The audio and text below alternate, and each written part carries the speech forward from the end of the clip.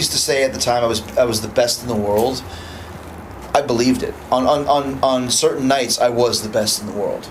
There's no doubt about it. Like, somebody has to be. And I'm not saying I was overall every night, but certain nights, 2 out of 4 nights, I had so much confidence, so much belief in myself. And that's what you need to really, a commitment to my character.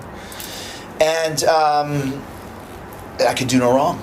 I literally could do no wrong, and that's when Vince was putting me in the ring with all the guest hosts, which we talked about tonight, and whether the guest hosts were great, like Bob Barker or Ozzy, or they were terrible, like Al Sharpton or the NASCAR guys, I would make it great. I could save any segment.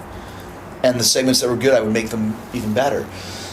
Not being egotistical, I'm just telling it like it is, So the idea... It's funny because we were at the Royal Rumble, and I remember it was one of the few times I ever wrestled with Taker where I threw somebody else laughing, and then Taker's behind me. You can see there's a great gif of this, and I turn around like, oh no. He's standing there, and he throws me out. I get thrown out, and then I go back to the dressing room, and I get a text from my cousin Chad, who's like, hey man, why is Mickey Rourke calling you out at the SAG Awards red carpet? I'm like, what? Who are you talking? Mickey Rourke? What are you talking about? It's right when The Wrestler was hot. It was the movie. Still one of the best movies you can ever see. And I was like, Mickey Rourke called me out? Like, why? And he sent me a clip of it or something, and he's like, Chris Jericho better watch at WrestleMania. And that's when I think the word had gotten around, so that Vince called me into his office and said, here's what we're going to do. You're going to have a match with Mickey Rourke at WrestleMania. It's going to be an attraction, which is what I said. Certain matches at Mania are earmarked to be the classics, or at least given the shot to be. Others are on the show just to give everybody a reason to be on the card, and others are attractions. Ronda Rousey this year was the attraction. This was going to be Mickey Rourke versus Jericho. It's like, I can have a match with this guy. We can train. He obviously knows the concept of wrestling. He has just done some wrestling. We'll be able to I can do a match with him, with bells and whistles, etc., etc.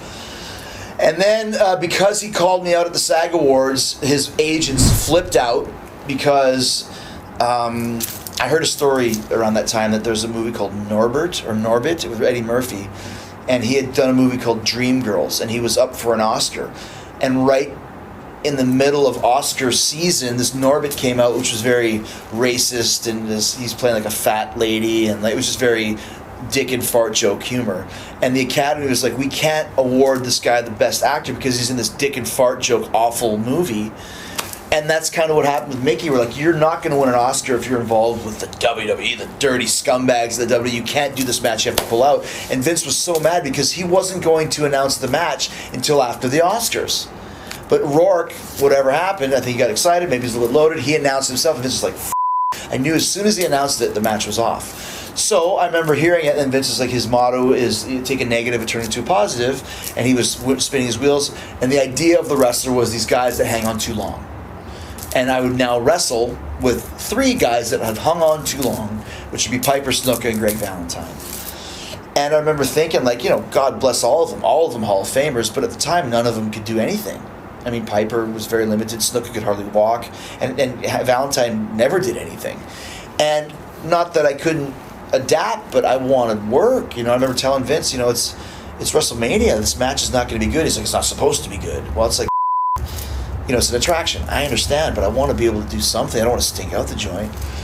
So I started thinking maybe we can replace somebody, and in Vince's rules, by his own design, where the guys in the match had to be in WrestleMania 1, and B, had to be in the Hall of Fame. And these are non-existent rules, but they were Vince's rules in his mind. So, because I suggested, well, why don't we take Greg the Hammer out, being the smallest of the names, and put Jerry Lawler in. Jerry had never had a WrestleMania match and all this other stuff, and he's like, no, he wasn't in the first WrestleMania. I'm like, there's no rules. It's your rules. That's my rule. And then I was like, what about Steamboat? He goes, well, I don't even know if we can even use his name. And he had some kind of a lawsuit with his wife, or his wife owned the name. Found out that he could use his name. Found out that he was going into the Hall of Fame that year. So Vince switched it. Snuka, Piper, and Steamboat. And I'm like, this is great. I know I can do something with Steamboat. And Steamboat was one of my heroes when I was a kid, along with Owen Hart and Shawn Michaels. Never got to work with Owen, but I had this great thing with Shawn. And then now I get to do something with Steamboat. And we did the match, and it turned out so great. Steamboat was so good that Vince signed him to be like a player coach. And we ended up having about 6 or 7 more matches. We had one in Hawaii. We had one in Japan. We had one in Greenville, South Carolina, which is like Steamboat hot spot. And we actually had a mini program at the next pay-per-view Backlash, and it was really, really cool. And that, to me, was the funnest part. Because, listen, Roddy was great, and I know he was mad because I beat him in like a minute with like an enziguri. I beat Snuka with the walls, and then beat Steamboat with the code breaker. But at least with Steamboat, like, it was really cool. And we built it up well. Flair was out there, and then Rourke came in at the end and punched me in the face and, gets the celebrity, I was very surprised when I saw KO after, and he's like, Vince said it was one of the worst matches in WrestleMania history. And I was like, what?